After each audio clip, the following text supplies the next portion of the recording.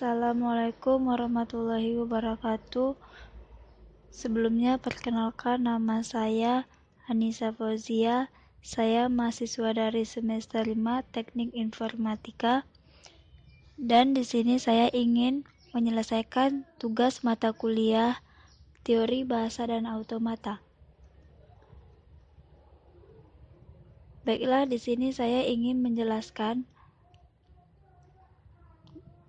hasil dari jurnal yang berjudul Studi Analisis Metode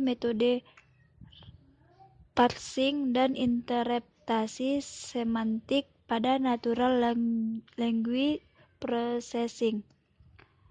Makalah ini akan membahas mengenai proses yang pertama dan kedua, yaitu 1. Analisis sintaksis. Analisis sintaksis atau parsing ialah proses penentuan struktur sebuah kalimat berdasarkan grammar dan leksion tertentu. Parsing dapat dilakukan secara top-down maupun bottom-up. 2. Interpretasi semantik. Interpretasi semantik ialah proses penerjemahan sebuah kalimat menjadi bentuk representasi artinya maupun yang umum disebut logical form tanpa memperhatikan konteks. Adapun Natural Language Processing atau disingkat dengan NLP atau pengolahan bahasa alami yang merupakan salah satu bidang ilmu artificial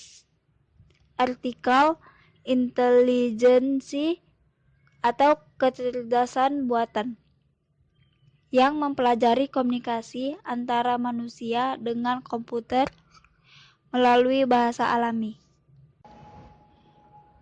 Grammar dan leksion. Grammar ialah aturan-aturan pembentukan suatu kalimat dalam sebuah bahasa atau yang biasa disebut tata bahasa. Dengan adanya grammar, parsing dapat dilakukan secara cepat dan hanya melakukan proses searching. Parser akan mencari aturan-aturan yang tepat untuk membentuk struktur suatu kalimat. Adapun salah satu contoh grammar yang sederhana untuk bahasa Inggris ialah sebagai berikut. Sentence noun phrase plus verb phrase. Noun phrase determiner plus noun phrase verb plus noun phrase determiner the, a noun, dog, dogs, cat, verb, cassette, she, says. Sedangkan leksion untuk membuat sebuah aplikasi NLP yang handal dibutuhkan kamus atau kosakata yang handal pula. Seperti halnya seorang manusia, semakin lengkap kosakata dalam sebuah sistem NLP, semakin baik sistem tersebut dapat berkomunikasi. Kosakata dalam komputer disebut leksion. Parsing.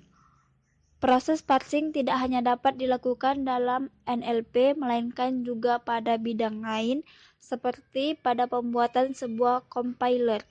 Metode-metode parsing yang dibahas berikut khusus digunakan dalam NLP. Sebelumnya perlu diketahui arti dari istilah konstituen, yaitu unsur-unsur pembentuk kalimat yang dapat berdiri sendiri. Contohnya noun phrase, verb phrase, dan sebagainya. Dan istilah parser, yaitu program yang melakukan proses parsing. Top-down parsing. Top-down parser bekerja dengan cara menguraikan sebuah kalimat melalui dari konstituen yang terbesar, yaitu sampai menjadi konstituen yang terkecil. Hal ini dilakukan terus-menerus sampai semua komponen yang dihasilkan ialah konstituen terkecil dalam kalimat, yaitu kata.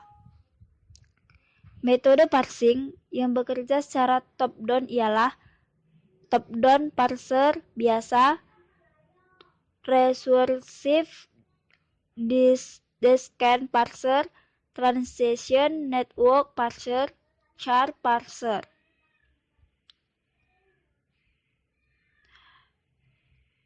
Button-up parsing. Button-up parser bekerja dengan cara mengambil satu demi satu kata dari kalimat yang diberikan untuk dirangkaikan menjadi konstituen yang lebih besar. Hal ini dilakukan terus-menerus sampai konstituen yang terbentuk ialah sentence atau kalimat. Dengan demikian, metode button-up bekerja dengan cara yang terbaik dari top-down. Cara kerja button-up parser ditunjukkan pada gambar berikut.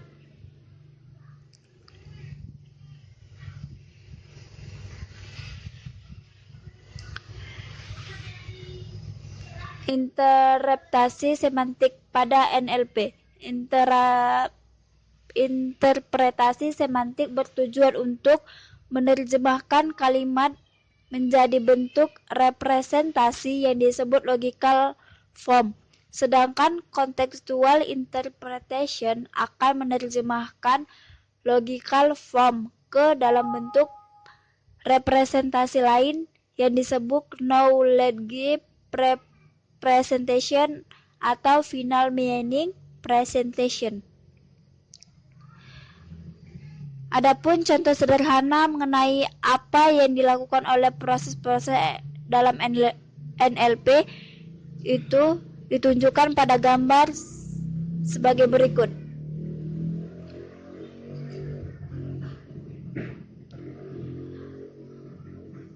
Adapun kesimpulan dari jurnal tersebut yaitu 1. Tidak ada metode parsing yang ideal untuk segala masalah dalam NLP. Pemilihan metode parsing yang digunakan harus dilakukan secara jeli dengan memperhatikan kompleksitas, grammar, dan kebutuhan dari aplikasi.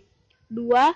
Jika aplikasi NLP yang dibuat menggunakan grammar yang kompleks, maka parser yang menggabungkan metode top-down dan bottom-up merupakan pilihan yang terbaik karena mengatasi kekurangan pada masing-masing metode. 3. Thematic roles lebih menguntungkan dalam pembentukan logical form dibandingkan dengan hubungan predikat argumen biasa karena lebih memperjelas peran tiap elemen kalimat dibandingkan dengan predikat argumen biasa. 4. Word sensi hierarki yang digunakan oleh selection repetition sangat membantu dan melakukan proses word sensi disambiguation sehingga lebih baik dibandingkan konteks expression. Baiklah, sampai situ penjelasan isi dari jurnal yang bisa saya simpulkan. Lebih dan kurangnya saya minta maaf, dan jika ada salah kata dalam saya berbicara, saya mohon maaf. Dan saya akhiri dengan Assalamualaikum warahmatullahi wabarakatuh. Sekian dan terima kasih.